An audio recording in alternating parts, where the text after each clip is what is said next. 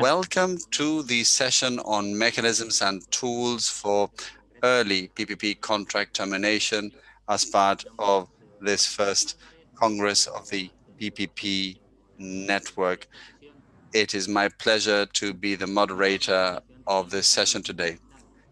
As we all know, early termination is a central element in PPP contracts. We saw in the previous session mechanisms to improve bankability in cases of stress, allowing for contract flexibility to enhance renegotiation, but we must also be prepared for the event of early termination. So our session will consist of two parts. We'll have an initial 20-minute introduction by Deloitte. Then we'll have a discussion with three top-notch specialists, very knowledgeable in this sector.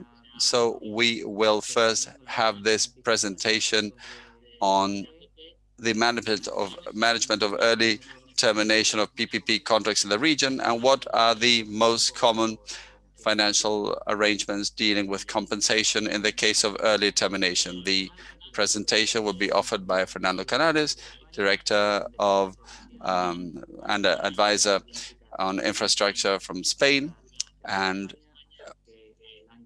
his colleague from Spain. So, Fernando Pablo, the floor is yours. Good afternoon. Thank you, Juan. Thanks to the IDB, and we welcome this very interesting initiative dealing with supporting good and best practices in the region. The approach on early termination seeks to summarize recommendations and best practices related to an analysis of the contingencies for the public sector in the event of early termination regarding a PPP contract, not only theoretically by looking at legislation throughout the region, but also in very practical terms. The report reflects an analysis of the mechanisms used in several important projects in the region in recent years in different countries and sectors, and also includes a tool on Excel which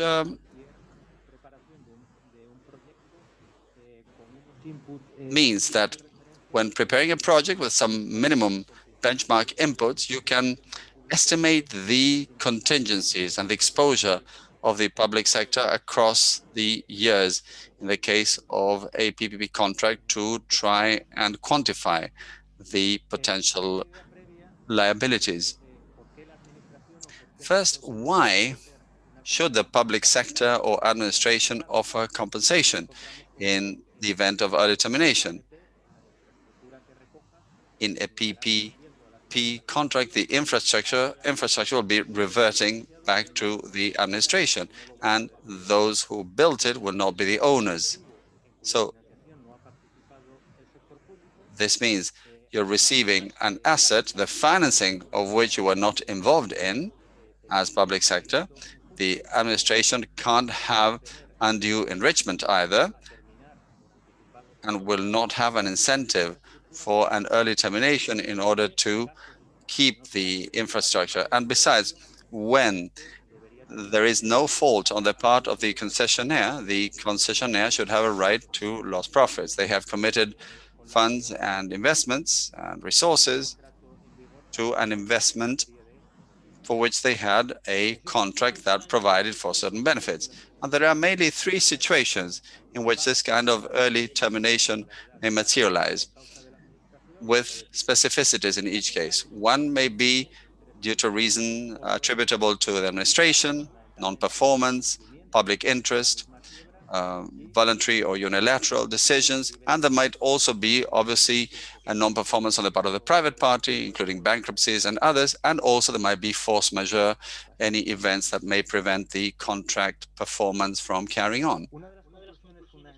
One of the main conclusions of the report has to do with the importance of defining and informing a clear, concrete policy with regard to calculating the compensation so that all actors involved in a PPP contract will see predictability and transparency, which will translate into risk mitigation, and the structuring costs will be lower. And then for the administration, the compensation may entail a major disbursement, which may not be adequately reflected in public budgets as a contingent liability. So this requires regular monitoring to ensure that in such an event, they will be in a position to deal with it. And on the private party side, this has a direct impact on investment recovery,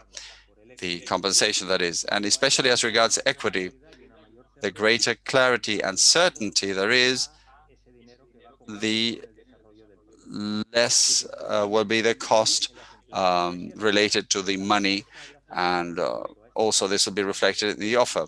And finally, with regard to the financial institutions, the certainty with regard to compensation is key to bankability.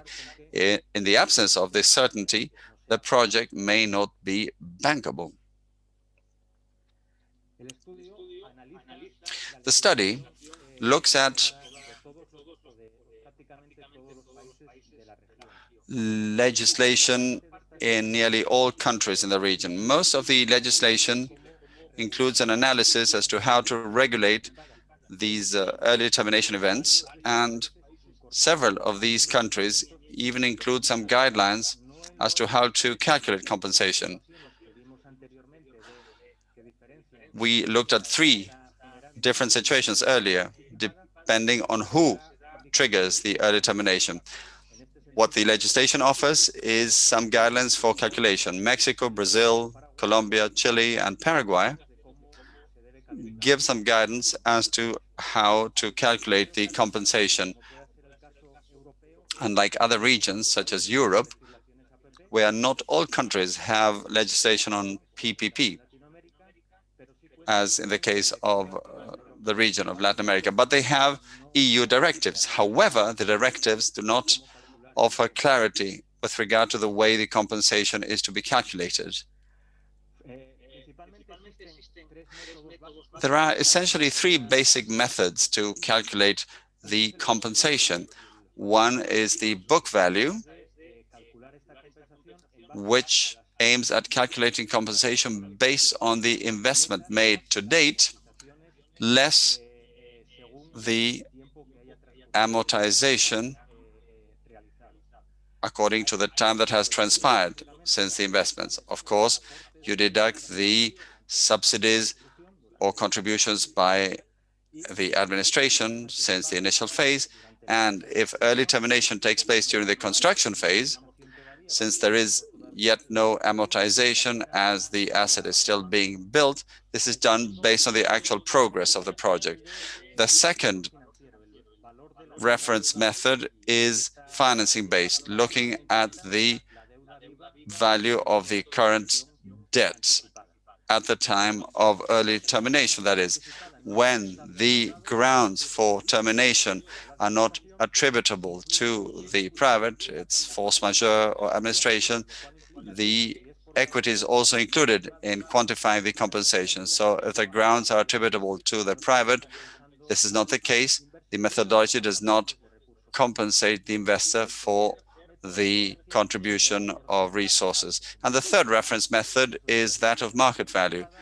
Essentially, in early termination situations, the tender takes place again, so that the market puts a price on it, and based on that, payment and compensation is made, both for shareholders as well as to financing providers. The study also looks at other alternative methods.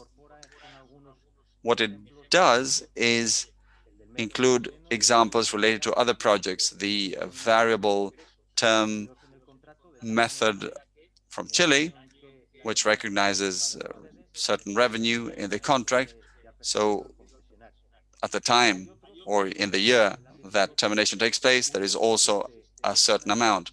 In the European alternative, the contract may include a compensation at certain points in time based on an economic offer, a bid committed by the bidder.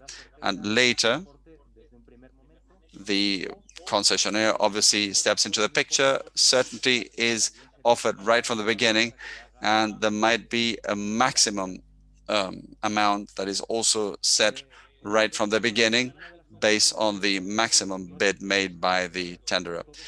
Of course, one of the conclusions of the report is that there is no perfect method. Each one has its advantages and its disadvantages, and they all have their own specificities according to the project or contract concerned. The market value method offers the advantage of offering the most simple and clear calculation method, as it's apparently easy to know what the net value of amortization is and allows an accurate forecast of value throughout the life of the contract, which affords great visibility and enhances the bankability of the project. However, there are a number of drawbacks. The main one being some accounting interpretation issues. There are different accounting methods. In some, rather than an asset, there might be a financial asset with no amortization, which makes it difficult to estimate the value, or you may have an intangible asset. And if there is a demand side risk, you need to take into account the international accounting standards. The book value may not reflect the real or actual value. Also, straight line depreciation is one thing, and the book value will not reflect the lost earnings. For instance, in this methodology, it is customary to include loss of earnings in cases not attributable to the concessionaire. The investment must include all costs needed to build the infrastructure at stake, which means that you need to include the costs of financing, interest. And after looking at the condition of infrastructure at the time of retrocession, you need to then see what the cost is in order for the infrastructure to revert in accordance with the contract.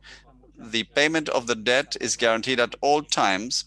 So the financing-based method offers this advantage. This is especially used in emerging markets that are less experienced in PPPs and that need to offer this kind of guarantee to the market. And it is a straightforward, simple calculation method. One disadvantage is that by not including equity in early termination scenarios, that includes grounds that are not attributable to the concessionaire, the compensation will be higher the more leveraged the project is. And in terms of national accounting, it may be understood how the recognition of the debt of the obligation may actually consolidate national accounting elements. You need details as to how to estimate the loss of earnings in scenarios involving grounds attributable to the administration. Of course, the concessionaire needs to have the impact recognized. You need to include all costs linked to early termination with regard to debts. There are costs inherent in this, and when the grounds are attributable to the private party, you need to put in place some kind of rule dealing with the way the loss of earnings will be calculated. Finally, the market value method has as its main advantage the fact that it's not necessary to have a contingent for the contingency scenario for the administration, in that the contract is not included in national accounting, and the method is more adjusted and better suits the economic reality of the PPP contract. The disadvantages have to do with the fact that the amount of compensation is hard to estimate at the outset. The repayment of the financing is not guaranteed, and there might be complications in timing execution. These scenarios have mainly to do with the private party, and in that case, we're looking at a private who may not be in the best financial position. If applied for grounds not attributable to the private, then the cost of the new tender should not be passed on to the private, of course. The study also looks at other related considerations. The lack of clarity with regard to damages in early termination on grounds attributable to the administration. And here we are not looking at loss of earnings, but at other contracts in force, the breach of which may have an impact on the concessionaire. The little detail in terms of the effect of foreclosing on guarantees or of executing guarantees, and also the settlement of insurance policies, the use of the funds, for instance. What about the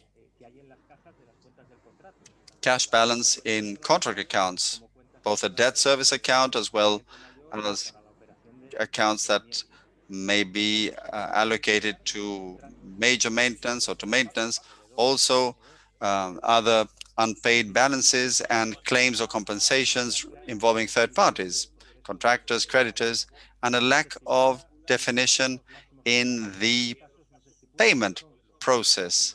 When will payment take place? How will payment take place?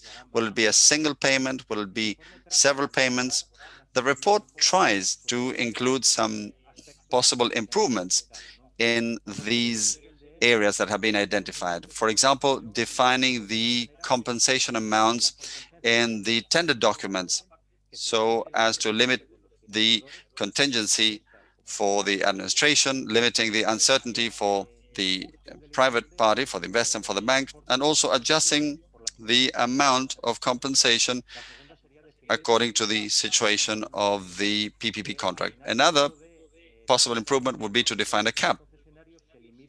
In other words, to set a maximum amount so that the public sector will have full certainty and know that it will not face a higher payment.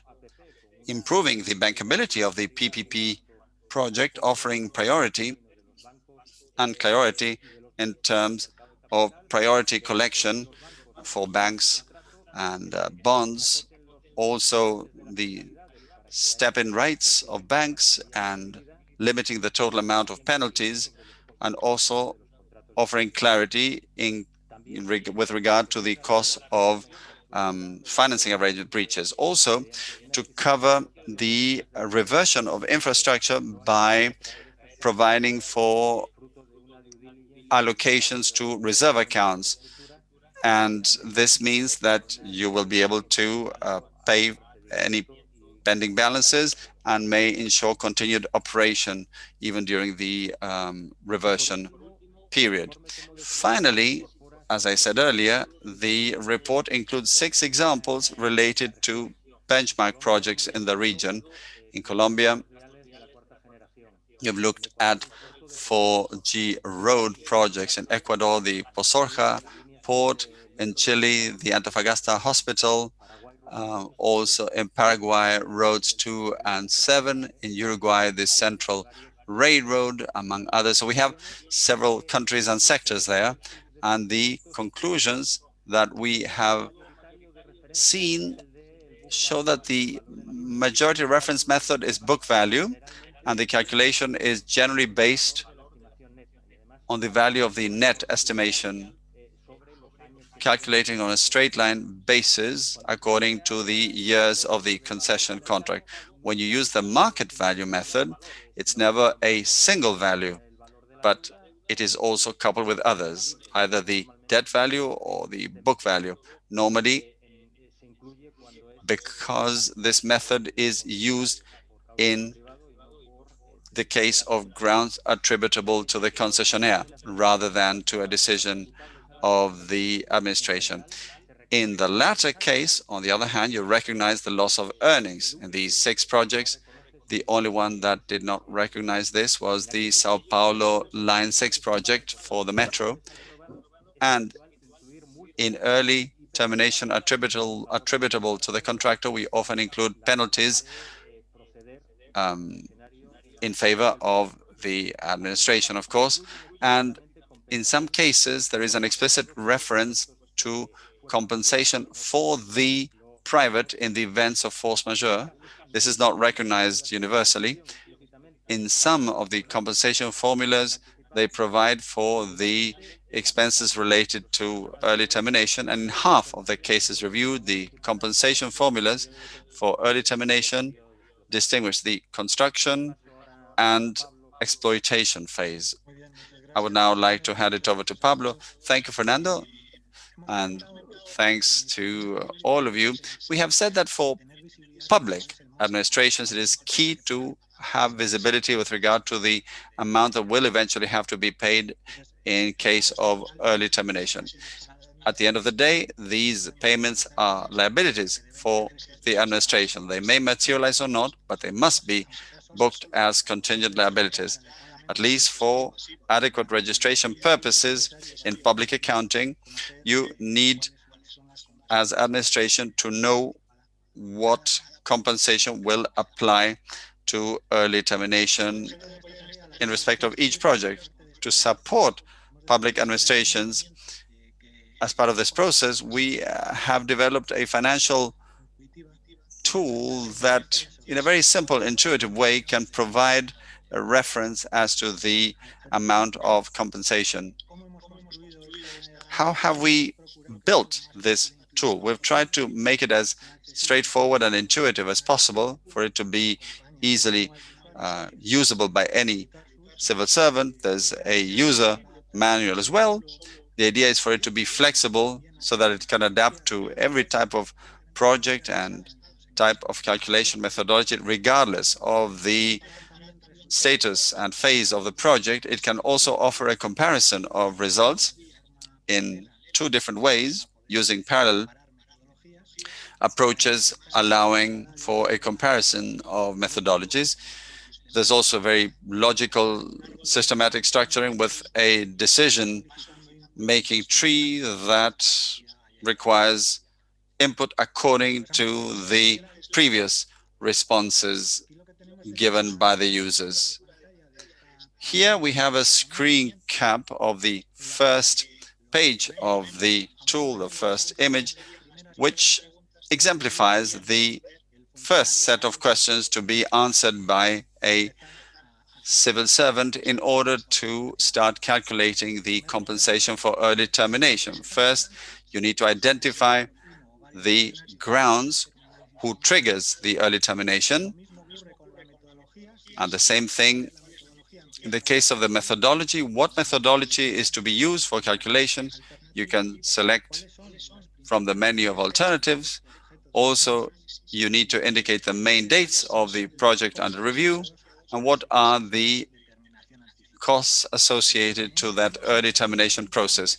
We also have a question that is especially important. Is there a financial and economic model of the project?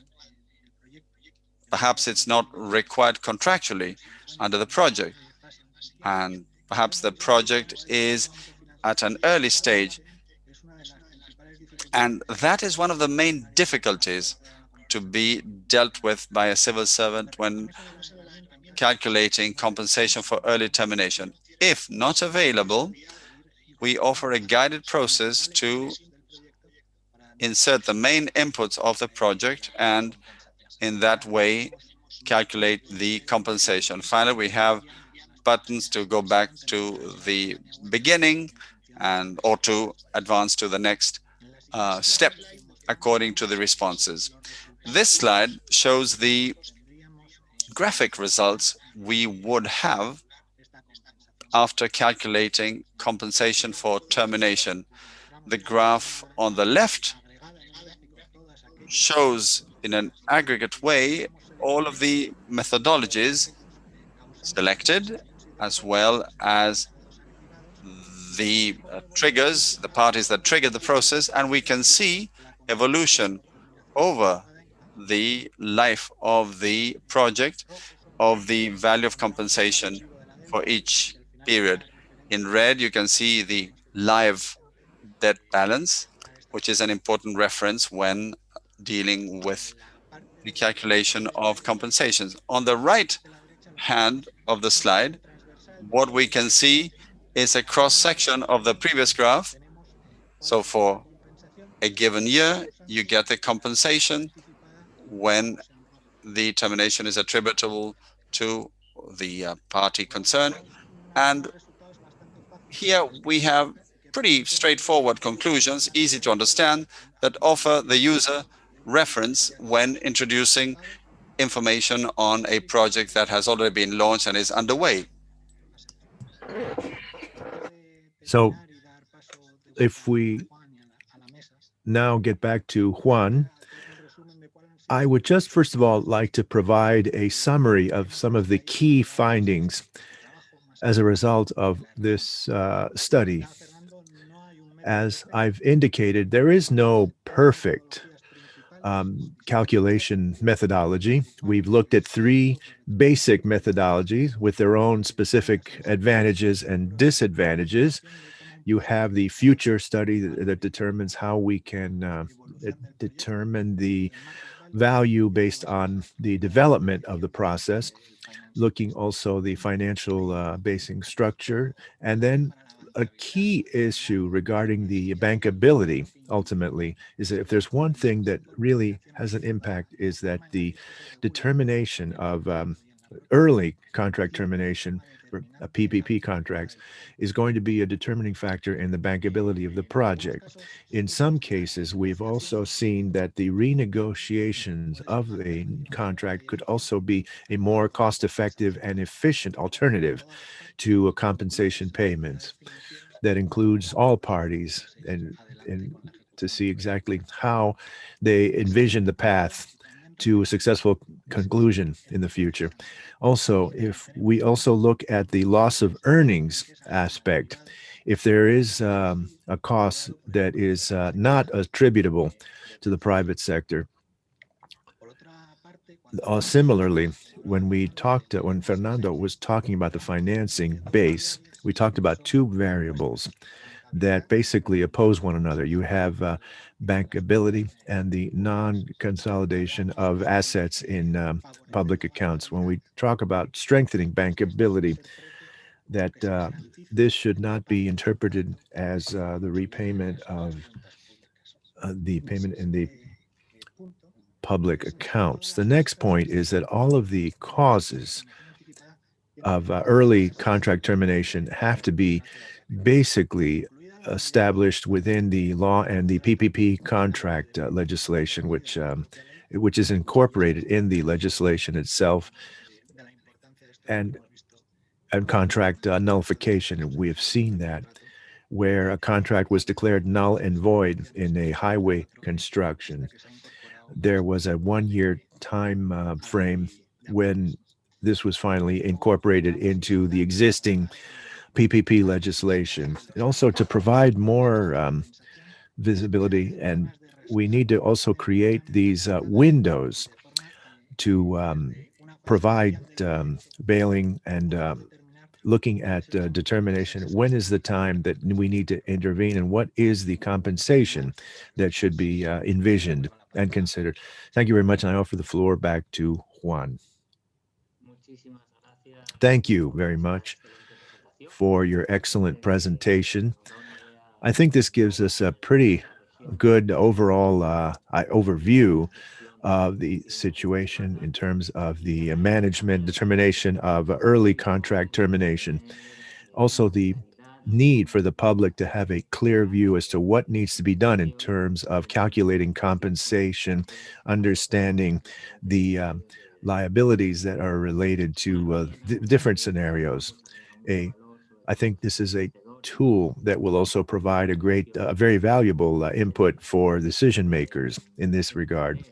To understand as well that the best practices in management and determination of these situations and have very clear compensation calculation mechanisms will also contribute significantly in strengthening, building confidence and trust in the PPP context.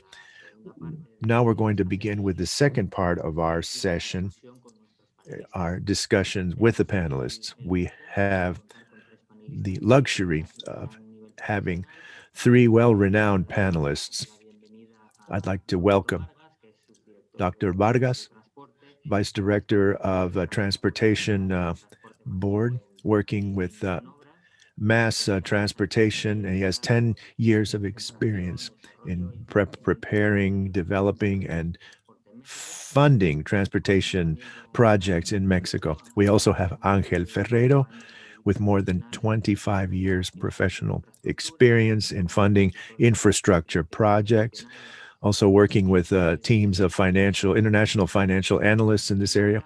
And we also have from Ireland in our speaker started off in the investment banks where he worked with PPPs in European nations. Currently, he works in the Inter-American Development Bank. And we also have Juan Alfaro, who is Director of Transportation and Mobility, the board in Spain. He joined that organization in 2019. He was also president of Renfed, which is the Railroads Corporation of Spain. He's also worked in highway infrastructure projects, and he's held many positions at the regional level. He was the director of public-private sector cooperation division. And so let's begin with our discussion. I would like to ask Roberto, in the case of Mexico, when we look at in early contract termination, there's a very high level of specificity where compensation is quantified by using detailed calculation processes. This is probably one of the most well-developed mechanisms in the region. For those countries who are developing other PPP mechanisms, they may be able to provide recommendations on early contract termination in the context of Mexico. So go ahead. Yes, Juan, and greetings to everyone.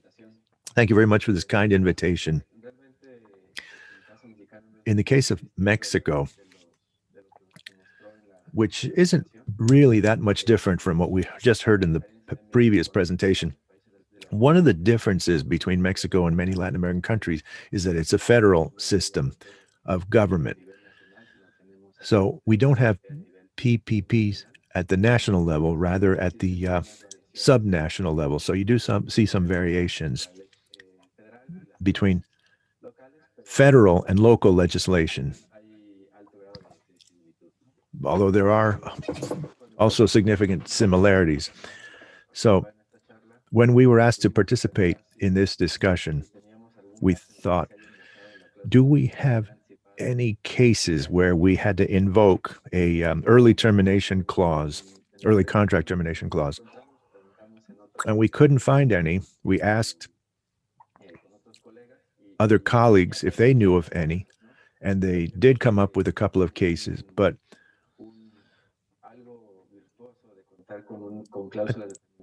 I think one of these advantages of having an early contract termination is that the PPP market grows, and we have a serious-minded participation from those stakeholders and bidders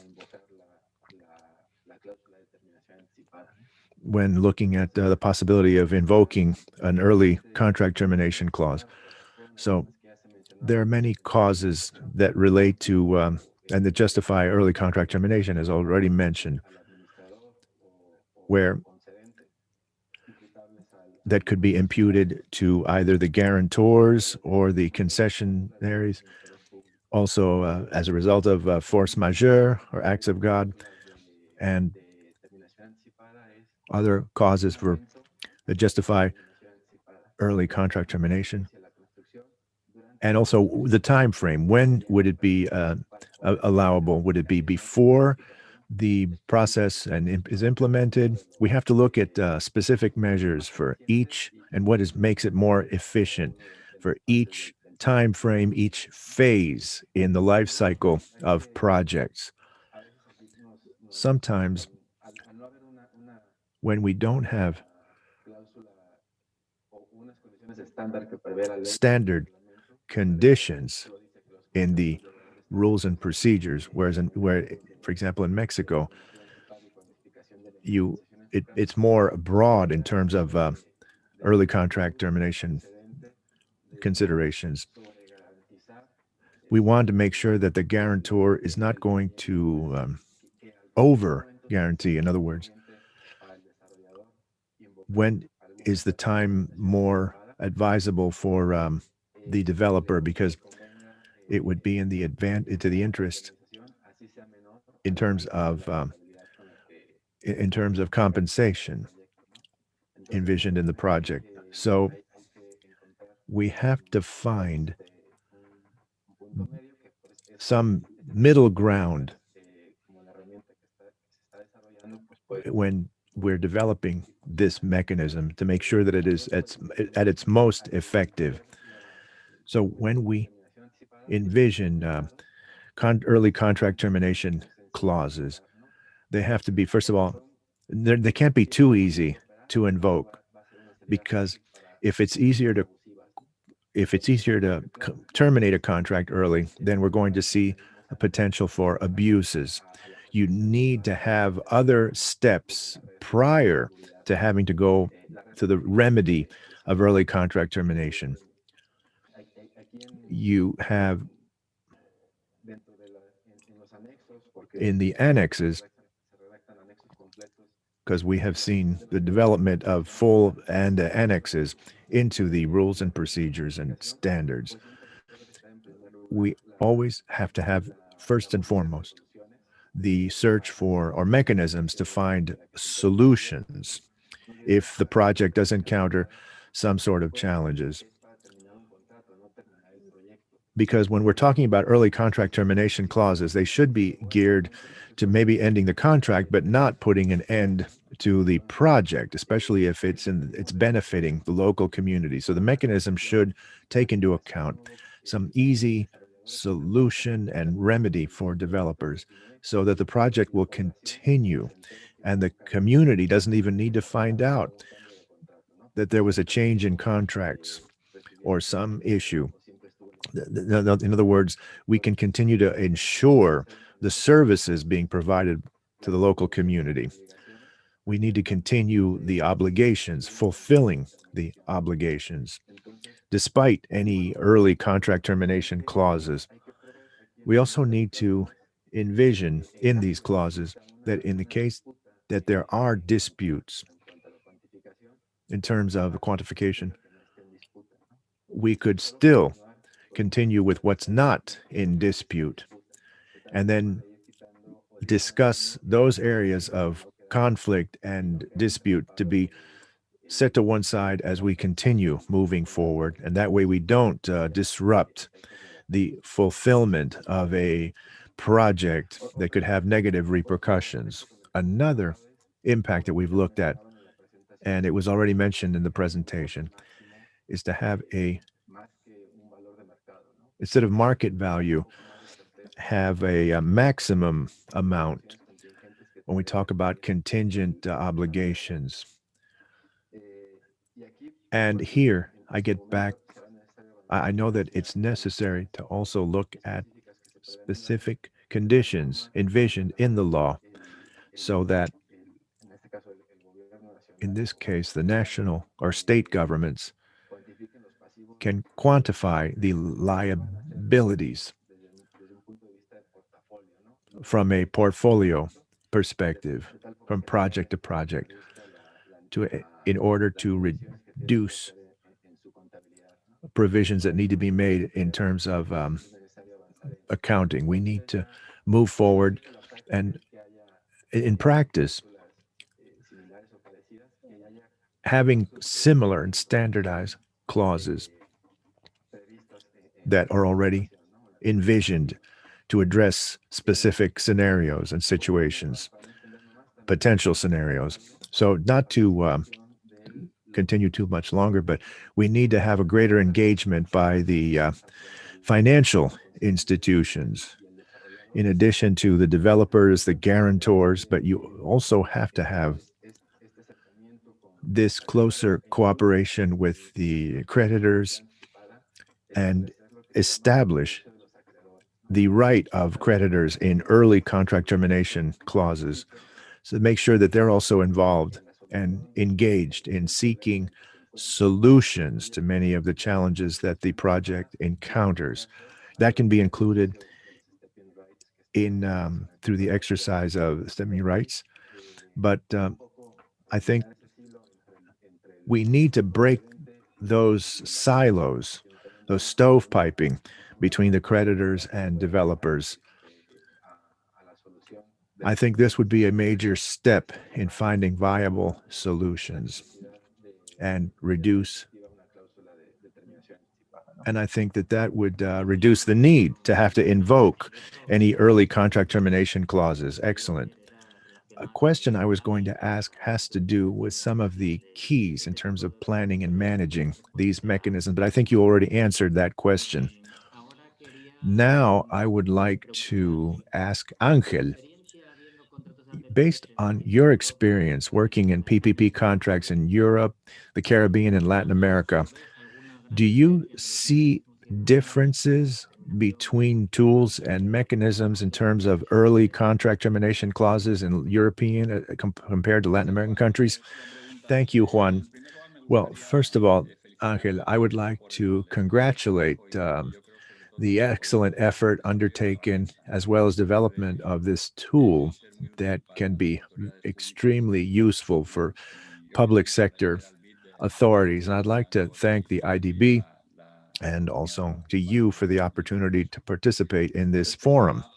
Now, regarding your question, I would highlight three key points. First of all, the European market, when we try to compare it with the Latin American and Caribbean markets, I would say it is a market that is fairly heterogeneous. In that, it's similar to Latin America, and we talk about determination. So we have countries, as Fernando already indicated, in addition to the European Union legislation and directives to try to seek a unification of countries, but each country has its own specific methodology in terms of determination and calculations. We look at, for example, the market value method used by the UK, Belgium, the Netherlands.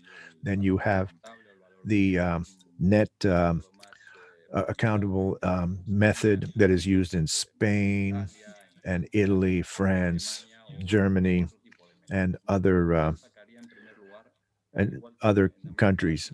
But in Latin America, it's a market that you would think it would be a one single market or fairly unified, but it really isn't. When we talk in terms of contract determination methodologies, it's a fairly heterogeneous market, each country having its own legislation when it comes to regulating contracts and the determination of contracts. Now, the second point that I would like to highlight is that the European market is similar to the Latin American markets because although they're contracts related to determination, but there are not a lot of cases that we have found where we've seen the resolving. It's not very common for these resolutions. We will find determination of contracts in countries like Spain, Portugal, Germany, the UK. If you look at the entire European map, you will find cases where we've seen those determinations, but it's not the rule overall. The renegotiation, which Fernando and Pablo recommended in their presentation, tends to be a step that is taken prior, before pressing the nuclear button. So to renegotiate and determining contracts, none of the parties reaches a full consensus or agreement when we're talking about quantifying. So I would say that they're heterogeneous, that they're similar. They have similar common experiences. And I would also like to point out that once we look at some examples, situations where we've seen determinations, it's a process that is long term and very costly. It's a process where many of the contracts that went through early contract termination had to go through the courts with a lot of litigation. And in my opinion, just as we see in Latin America and the Caribbean, this, I think, is a result of a lack of a specific care and detail in looking at coming up with determination clauses before signing a contract. I know that when the public sector authorities launch a PPP contract, nobody wants to think or thinks that there's going to be an early contract termination. And I think that is what leads to not wanting to get into the specific details and not taking enough time and effort to iron out those small details. If you have a well defined contract, looking at the tiny and small details, then you're able to renegotiate a contract if necessary because all the parties are speaking the same language. They're familiar with all of the details that have been worked out. So, again, there's that similarity that Latin America and Europe have that heterogeneity, and also this is not these experiences are not common, doesn't happen all the time, and it's a market where determination tends to be complicated. We have many examples, clear examples in the UK. Well, the where the determinations were clear, but we have other examples, and I think Juan can shed more light on that. If you look at in Spain, for example, I think there is still a discussion there with regards to some media measures. Well, thank you, Angel. And just getting back to what you were saying earlier, and and with so much experience that you have in these measures and determinations, I'd like to ask you, from the public sector perspective, how should the process be managed in terms of minimizing the effects, especially with regards to determining early contract termination in the project, and then also in enhancing the credibility? Because in Latin America, there are many fledgling markets, and I think one of the and early and determination could discourage future contracts. So I'd like to ask you about your experience and your perspective on that. Well, thank you, Juan. And I'd like to thank the IDB for your kind invitation to participate in this forum. Well, I think the key, and I think this has been reiterated throughout this forum, the key has to do with how clearly defined the rules of the game are. But there's also some important nuances, and that is looking at theory and practice. The ground rules are pretty clear. The problem is when those ground rules and procedures and processes are implemented. They have to be implemented. Roberto was saying that in Mexico, it's been difficult to find an example of a early contract termination situation. Well, in Spain, for example, the construction of highways since the 1960s. Well, for 30 years, the legislation governing early contract termination worked very well because there were no issues. But 50 years later, we we had to start implementing them because of unforeseen circumstances. And of course, again, this is sometimes you have the uncertainty as to whether this was a act of God, a force majeure. And also, how do you calculate these unforeseen circumstances that lead to early contract termination? We, in Spain, for example, we have we have to look at the book value of the assets, the amortization. In terms, those are factors that come into play with the early contract termination. And as Angel indicated, we have other examples dating back to around the late 2009, early teens, where we had some unforeseen issues. For example, in the early 2010s, the there was very clear that their contracts need to be renegotiated with the highways, but two issues arose. There was an issue relating to the expropriation of land, the costs of land that needed to be expropriated to build new highways. Those costs had to be assumed by the concessionaires. And that was the first point. The second point is that in addition, there are limitations in terms of RPAs that the bidders can propose those limitations. And but a large part of those constraints, not just in terms of expropriations or construction efforts, are not managed by them. So you have a dual problem here: the risk that he cannot have that management in the expropriations, and then we have the lowest cap possible that needs to be imposed. Expropriations in some areas, again, multiplied 5 times than what was originally envisioned. So, so these are some of the concessions that we saw in 2008, and we saw that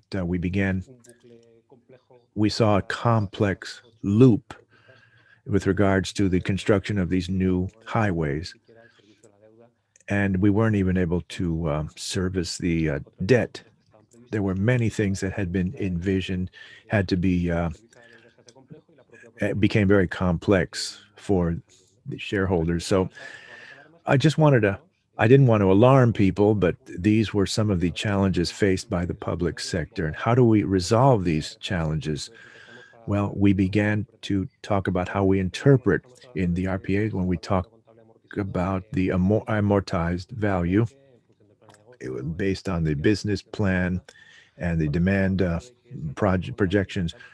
And we took the guarantees with regards to expropriation, how the contracts are implemented. When we talk about the net value, book value, we're looking at, well, first of all, you have the right to administrative rights because we're granting a public concession, and as well as market rights, because there is a relationship between the accreditors, the banking institutions. So we're looking at three layers that overlap one another. So you can imagine how this can evolve. And then on the one hand, the concessionaires, and then you also have the administration, and this is estimate. It's estimated that we've reached amounts of 2.5 billion, and the concessionaires need to reach some sort of agreement in a very complex scenario when we talk about the bidding. And as Angel already indicated, we got into a long and tedious process of litigations, lawsuits, administrative measures that in 2021, well, actually from 2013, 2015, we had the first phases of the project. And then in 2021, we have our first RPA that that wasn't even envisioned by the public sector at this date. So the discredit that this could, the implications that would discredit the model is they're pretty obvious. And lessons learned that are now being compiled, and they're again going to be used as important lessons in PPP agreements. So I think that lack of clarity in terms of contract ground rules and how they're implemented in practice, these are all essential considerations.